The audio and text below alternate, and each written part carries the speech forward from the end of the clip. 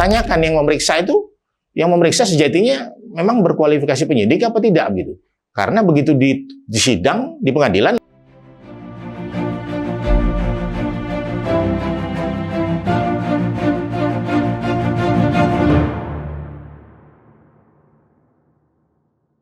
apa saja langkah utama yang dilakukan penyidik sejak awal menahan tersangka, terutama dalam menghadapi kemungkinan perbedaan tafsir norma hukum?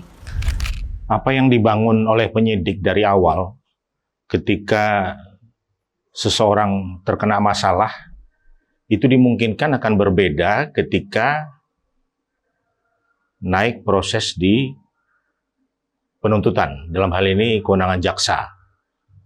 Sejatinya kalau demikian adanya, kelembagaan kepolisian sejatinya tidak perlu bermain dengan ego sektoral atau anti kritik terhadap penetapan seseorang menjadi tersangka. Bukankah ketika itu naik ke proses penuntutan, dimungkinkan berkas dimaksud ketika dianggap dari kacamata penuntutan tidak sempurna, dimungkinkan berkas akan bolak-balik begitu, P19 dan lain sebagainya. Kalau demikian, apalah yang kemudian harus dibanggakan dengan sebuah hasil kerja tim yang kemungkinan akan dicari titik cacat celahnya oleh rekan kerja pihak sebelah begitu. Bukankah lebih elok ketika terduga berpotensi melakukan tindak pidana, sebenarnya harus dikaji secara kualitatif, secara mendalam. Karena berkas dimaksud kemungkinan akan balik lagi ketika berbulan-bulan terduga yang disangkakan dengan pasal tertentu, yang ujung-ujungnya akan dibawa ke penjara begitu. Kalau demikian mestinya harus berpikir secara normatif saja. Jadi tidak perlu berlebihan untuk sedikit-sedikit mentersangkakan seseorang kemudian ditahan begitu. Menurut tanggapan Prof sendiri, bagaimanakah mekanisme pengembalian berkas P19 ke penyidik dapat mempengaruhi proses hukum dan apa saja tantangan yang sering muncul? Kerja kolektif ini tidak tertata sedemikian rupa, seseorang yang sudah terlanjur dijebloskan di dalam ruang tahanan akan semakin jatuh ke jurang yang lebih dalam karena kemungkinan akan ditambah lagi penahanannya dari 20 hari menjadi 40 hari. Sementara dari sisi kelengkapan berkas secara kualitatif masih kurang sempurna begitu.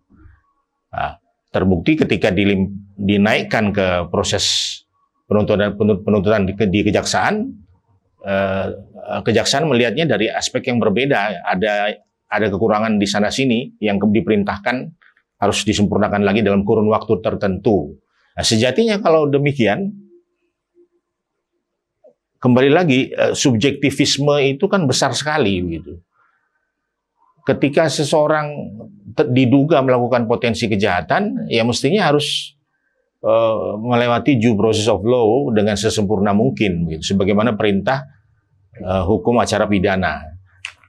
Beberapa case yang saya melihat pada saat bersamaan ya, laporan polisi itu diterbitkan tanggal 10 November begitu, dengan LP tertentu begitu, seketika juga terbit surat perintah penyidikan. Demikian juga tanggal 10 saat itu juga, kemudian diterbitkan seketika juga surat perintah dimulainya penyidikan, tanggal 10 November juga. Pertanyaan saya, kerja-kerja penyelidikan itu di mana begitu? Kok tiba-tiba langsung muncul surat sprint penyidikan begitu? Berarti dimungkinkan oleh penasihat hukum siapapun nanti yang ditunjuk memainkan peranan tuntutan gugatan pra peradilan terkait dengan dugaan penyalahgunaan kriminal tertentu begitu ya. Karena kurang sempurnanya rekan-rekan penyidik melaksanakan due process of law. Sangat disesalkan bagaimana logikanya, bukankah bobot antara rentang proses penyelidikan dengan rentang proses penyidikan itu sesuatu dimensi yang berbeda sekali. Protapnya, kemudian SOP-nya begitu.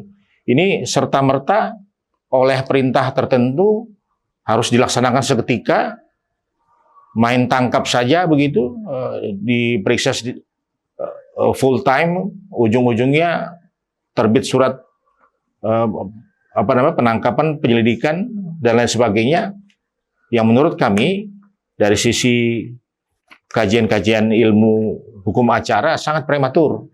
Apakah perpanjangan masa penahanan dari 20 hari menjadi 40 hari itu bagi tersangka yang masih berstatus terduga dapat dianggap adil? Bagaimana pendapat Prof terkait hal ini?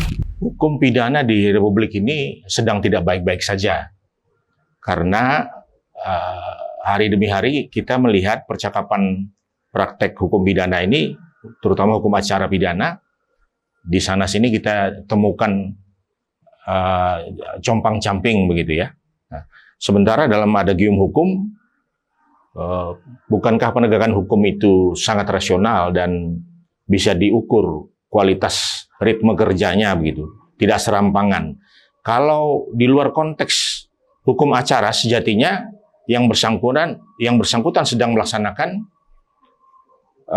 perintah kekuasaan begitu. Kekuasaan dari siapa begitu? Bukankah yang namanya Kapolres, Kapolda, Kapolsek dan seluruh jajarannya menegakkan yang namanya aturan hukum pidana secara firm gitu.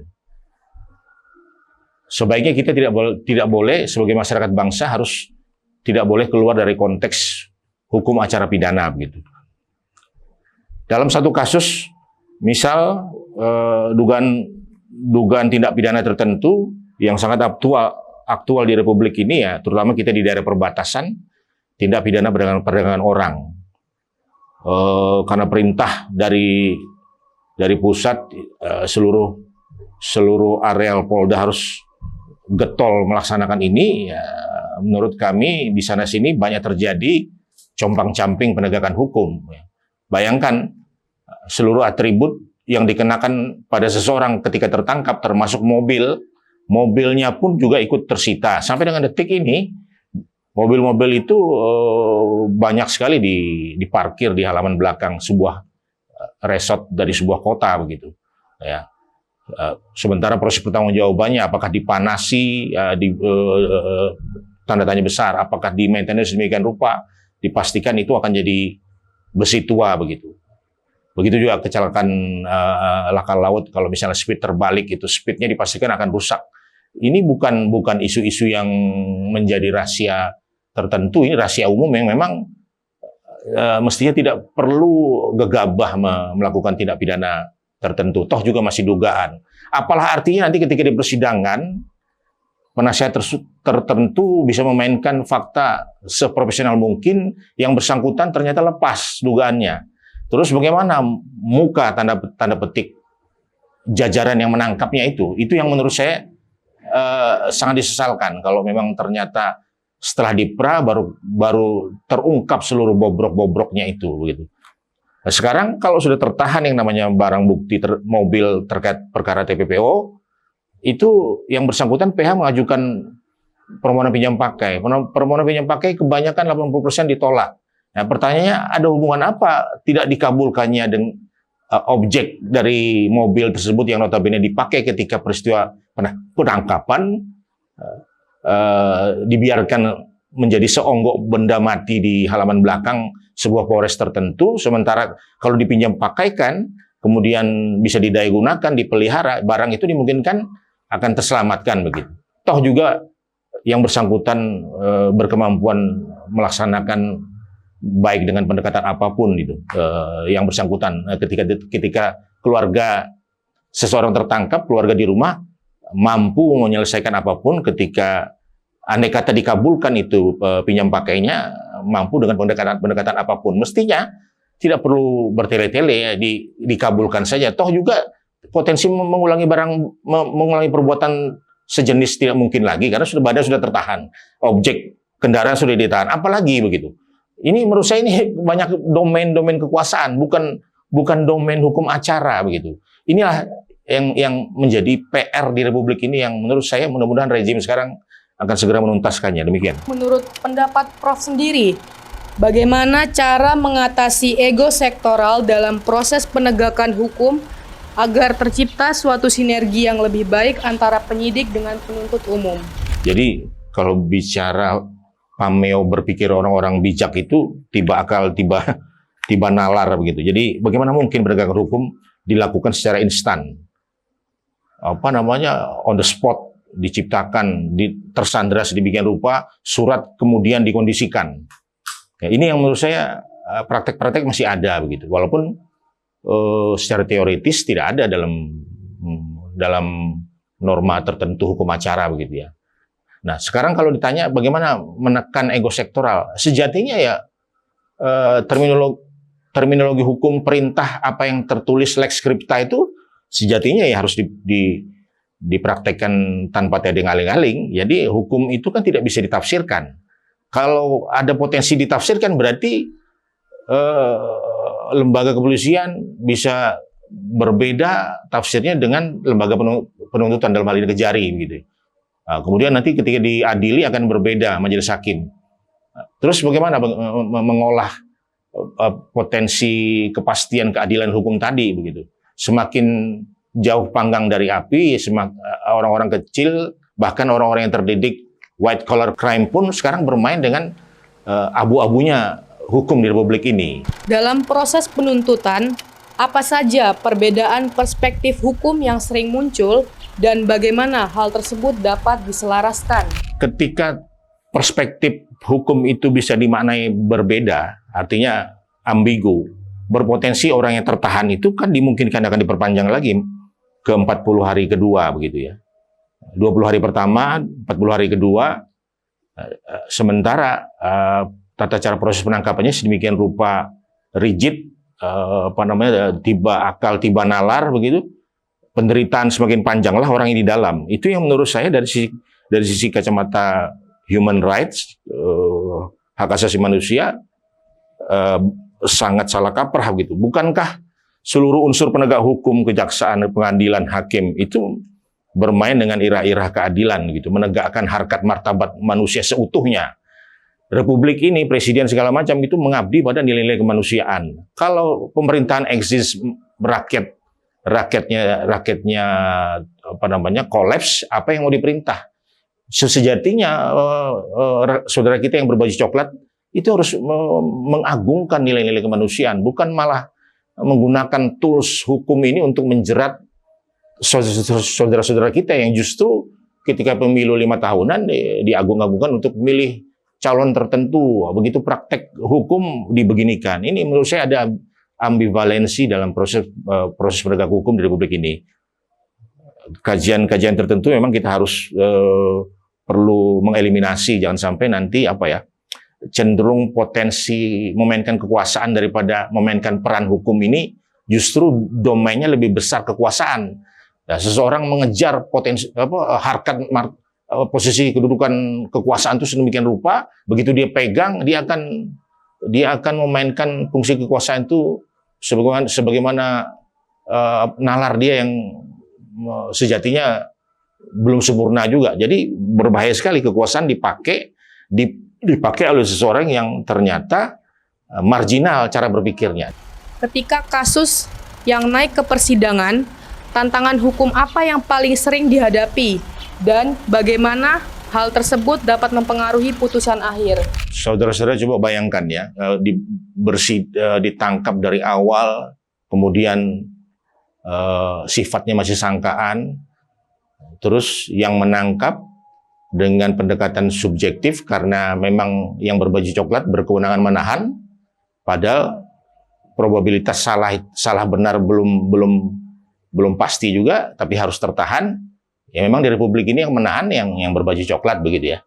Nah, tertahanlah dia. Kemudian naik ke penuntutan berpotensi berbeda terkadang ya. Itu akhirnya berkas tuh bolak-balik yang ujungnya klien seseorang yang tertahan terduga tadi berpotensi diperpanjang lagi masa penahanannya.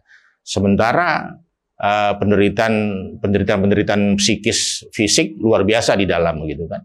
Nah, yang jadi masalah sekarang apa sih kemampuan untuk menahan, untuk tidak menahan itu tidak dimainkan selebar mungkin begitu. Nah, kemudian nanti begitu naik ke persidangan berpotensi, andai kata disidang secara fair play, beberapa case kan malah lepas gitu. Kalau lepas berarti bagaimana kalau kita runtut ke belakang?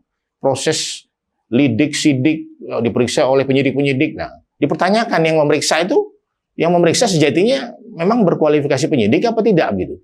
Karena begitu disidang di pengadilan lepas dari segala tuntutan, onslah atau frisvrah gitu.